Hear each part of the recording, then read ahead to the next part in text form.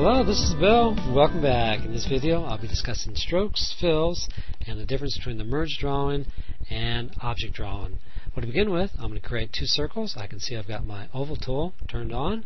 My stroke color is set to black. My fill color is set to yellow.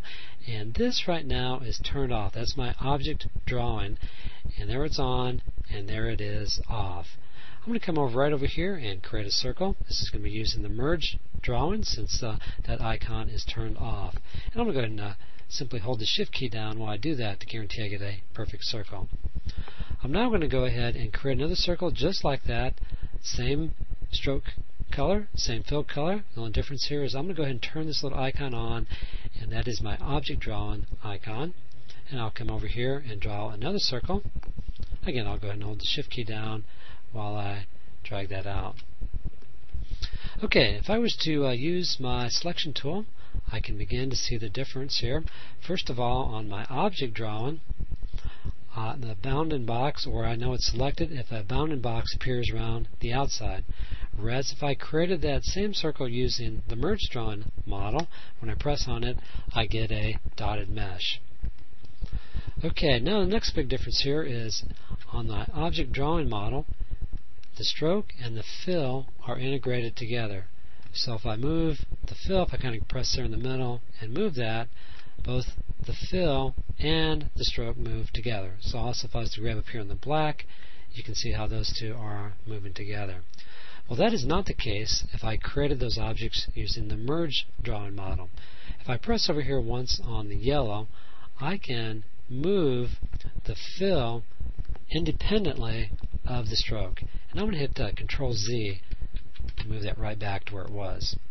If I double click on the stroke, I can now move that independent of the fill. And again, I'll hit Control Z to undo that. Regardless of whether an object was created using the merge drawing model or the object drawing model, you can always come along later and change the fill color and the stroke color. And let me illustrate that. I could press Control F3 to get my Properties window open, or I could come up here to Window and go to Properties, and you can see that's Control F3. Your property window would probably already be open. At this point, I'm going to go ahead and hide my timeline so I have just a little bit more space here on my stage. And at this point, let me go ahead and highlight the first one I drew using the merge drawing.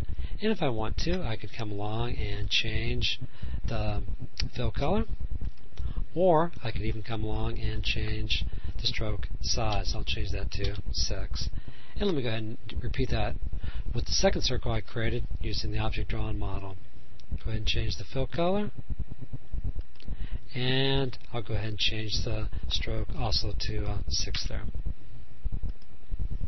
Okay, if you created an object using the merge drawing model and you later want to change that to the object drawing model, well, you can simply highlight the object and come up here to Modify, Combine Objects, and I'm going to come over here to Union.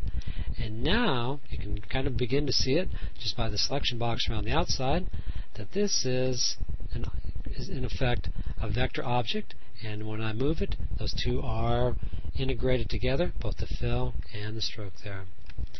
Well, this kind of concludes this video. Hopefully you learned a little bit on strokes and fills and the difference between the merge drawing model and the object drawing model.